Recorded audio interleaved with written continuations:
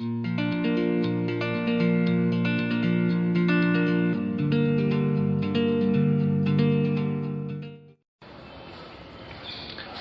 morning students, I am R.S. Jangit. Welcome to my channel. Today I am going to teach you direct and indirect speech part 5th.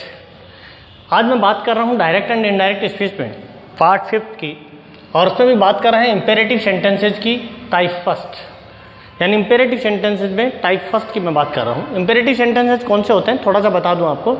जिस sentence में कोई order हो, कोई request हो, कोई advice हो, वो सेंटेंस इम्पेरेटिव सेंटेंसेज कहलाते हैं।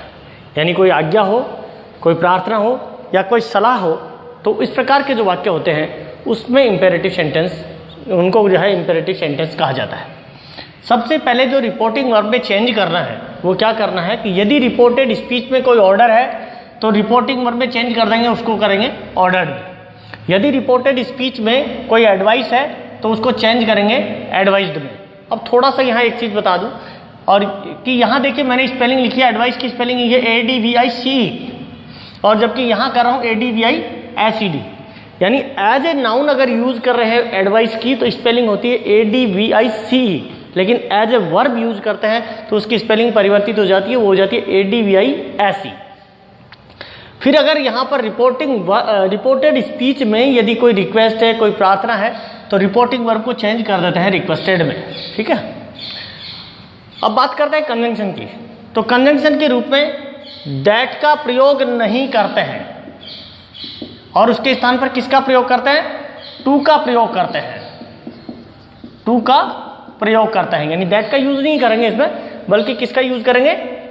टू का प्रयोग करते हैं। पहले जो साधारण वाक्य थे उसमें अपन ने दैट का प्रयोग किया, इंट्रोगेटिव सेंटेंस में आस्क या आस्क्ड या आस्क्स का प्रयोग किया, और यहाँ पर जो इंपेरेटिव सेंटेंसेज है उसमें प्रयोग करते हैं टू का। फॉर एग्जाम्पल देखिए, the master said to his servant bring me a glass of water. यहाँ देखिए इस तरह की ज्यादातर सेंटेंस जो है वर्ब की फर्स्ट फॉर्म से प्रारंभ होते हैं। मैंने पहले भी अपने इंपेरेटिव सेंटेंस में एक्टिव स्पेसिफिक में इस बात पे चर्चा की थी कि वर्ब की फर्स्ट फॉर्म से प्रारंभ होते हैं। The master said to his servant, master मालिक ने अपने नौकर से कहा, तो मालिक अपने bring me a glass of water, मेरे लिए पानी का एक ग्लास लाओ। तो मालिक जो है वो नौकर को क्या देगा? ऑर्डर देगा। तो यहाँ पर देखिए bring me a glass of water, इस पे क्या हो गया? ऑर्डर हो गया। रिपोर्टेड स्पीच में क्या हो? ऑर्डर हो गया। इसलिए ये जो सैड टू है उसको चेंज किस में कर दिया अपन ने? ऑर्डर में। तो the master ordered his servant, यहाँ कोमा और इन्वर्टेड कोमा को हटा के कंजंक्शन के रूप में किसका प्रयोग कर दिया? टू का। तो the master ordered his servant to bring, यहाँ देखिए मी, बाकी जो परिवर्तन मैं पहले भी बता चुका हूँ, बाकी जो परिवर्तन थे वो मेरे पिछले वीडियो जरूर देखें, क्योंकि मी जो है वो कौन सा पर्सन हो गया? फर्स्ट पर्सन, और फर्स्ट पर्सन चेंज होता है सब्जेक्ट के अनुसार। पिछले वीडियोज में मैं बता चुका हूँ सब्जेक्ट अपने पास है मास्टर, तो मास्टर जो है उस पुलिंग है तो उसके अनुसार मी किस में चेंज हो गया? हिम में, क्योंकि मी यहाँ पर ऑब्जेक्ट है तो उसका ऑब्जेक्ट क्या हो गया? ही का ऑब्जेक्ट क्या हो गया? हिम। मास्टर को अगर ही माने तो इसका ऑब्जेक्ट हो गया हिम। तो to bring him a glass of water. He said to his friend work hard, उसने अपने मित्र से कहा वर्क हार्ड, कठोर परिश्रम करो। अब ये कोई ऑर्डर तो हुआ नहीं, तो वो क्या हो गई? एक तरह से एडवाइस होगी, सलाह हो गई। तो सलाह हो गई तो यहाँ हमने किसको चेंज कर दिया? सेड टू को अपन ने चेंज कर दिया एडवाइज में। तो he advised his friend to work hard. फिर she said to Sita kindly help me, उसने सीता से कहा, तो प्लीज या काइंडली अगर आ गया इससे मतलब अपने को पता चल गया कि ये क्या है? रिक्वेस्ट है। तो यहाँ पर शी सेड टू सीता, उसने सीता से कहा टू हेल्प। अब ये जो काइंडली या प्लीज जो शब्द आएंगे उनको क्या करेंगे? अपन हटा देंगे।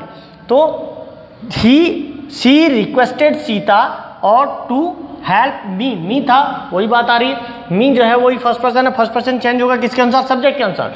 सब्जेक्ट अपने पास क्या है? सी, तो सी के अनुसार चेंज हुआ, तो यहाँ क्या हो गया? मी किस में बदल गया? हर में।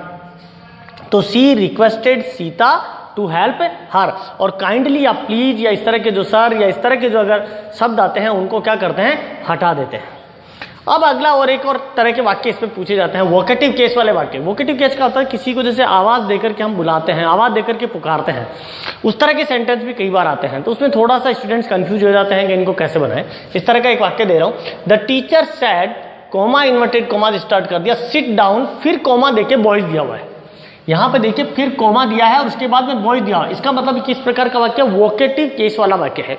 और वोकेटिव केस वाले वाक्य में जिसको संबोधित कर रहे हैं, जिसको आवाज लगा के अपन कह रहे हैं, उनको जो है रिपोर्टिंग वर्ब के साथ ले आए। तो क्योंकि सिट डाउन बॉयज, टीचर जो है अपने बॉयज को क्या कर रहा है, स्टूडेंट्स को क्या कर रहा है, ऑर्डर दे रहा है। तो ऑर्डर दे रहा है तो यहाँ पर अपन ने क्या कहता, टीचर ऑर्डर्ड कर दिया। अब ऑर्डर किसको दे रहा था, तो ये जो वोकेटिव केस था, जो बॉयज था, उसको यहाँ पर ले लेंगे। तो the teacher order the boys और टू से जोड़ करके बाकी वैसा के वैसा लिख देंगे, टू सिट डाउन।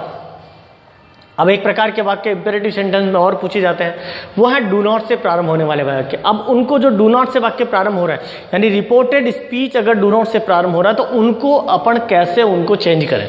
तो उसमें दो चीजें, दो तरीके हैं उसके चेंज करने के।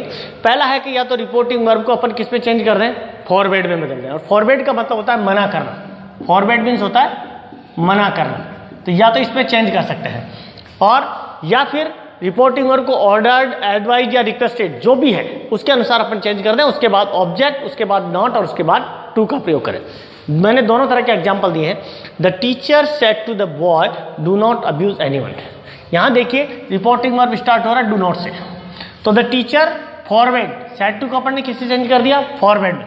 तो the teacher forward the boy, और इस डू नॉट को क्या करेंगे, हटा देंगे। तो डू नॉट को हटा दिया तो डू नॉट अब की जगह कर दिया, यहाँ पर टू से जोड़ दिया, forward the boy to abuse anyone. अगर दूसरे तरीके से बनाते हैं तो the teacher advise the boy, advise हो गई यहाँ पर, तो एडवाइज द बॉय और नॉट टू अब्यूज एनीवन, यानी टू जो है बॉय ऑब्जेक्ट आ गया और उसके बाद नॉट टू अब्यूज एनीवन। इस तरीके से भी, दोनों तरीके से इसको बना सकते हैं। एक और प्रकार के वाक्य पूछे जा सकते हैं, नेवर से प्रारंभ होने वाले वाक्य। और नेवर से प्रारंभ होने वाले वाक्य में एडवाइज रिपोर्टिंग वर्ब में जो चेंज करेंगे वो करेंगे advise plus never plus to. For example देखिए, the teacher said to the student never waste your time. अगर रिपोर्टेड स्पीच जो है स्टार्ट हो रहा है नेवर से, तो the teacher said to the student never waste your time. Teacher ने अपने स्टूडेंट से कहा कि आप अपना समय कभी बर्बाद नहीं करें। तो द टीचर एडवाइज, यहाँ तो देखिए सेड टू को किस में चेंज कर दिया, एडवाइज। तो advise the student never to, यानी टू जो है वो नेवर के बाद लगेगा, never to waste your time. अब देखिए योर सेकंड पर्सन आ गया, सेकंड पर्सन चेंज किसके अनुसार होगा, ऑब्जेक्ट के अनुसार। और ऑब्जेक्ट अपने पास है स्टूडेंट, तो स्टूडेंट के अनुसार क्या हो गया, हिज में बदल गया। तो the teacher advise the student never to waste his time. Thank you very much. Don't forget to subscribe my channel. मेरे चैनल को सब्सक्राइब करना नहीं भूलें। आप आने वाले जो वीडियोज़ हैं ताकि उनको आप देख सकें। अभी और भी डायरेक्ट इनडायरेक्ट स्पीच के और भी अभी वीडियोज़ आपके पास आएंगे, उनको भी आप देखें। और पिछले वीडियोज़ को ज़रूर देखें, क्योंकि जब तक आप उनको नहीं देखेंगे तब तक ये समझ नहीं पाएंगे। Thanks a lot again, thank you very much.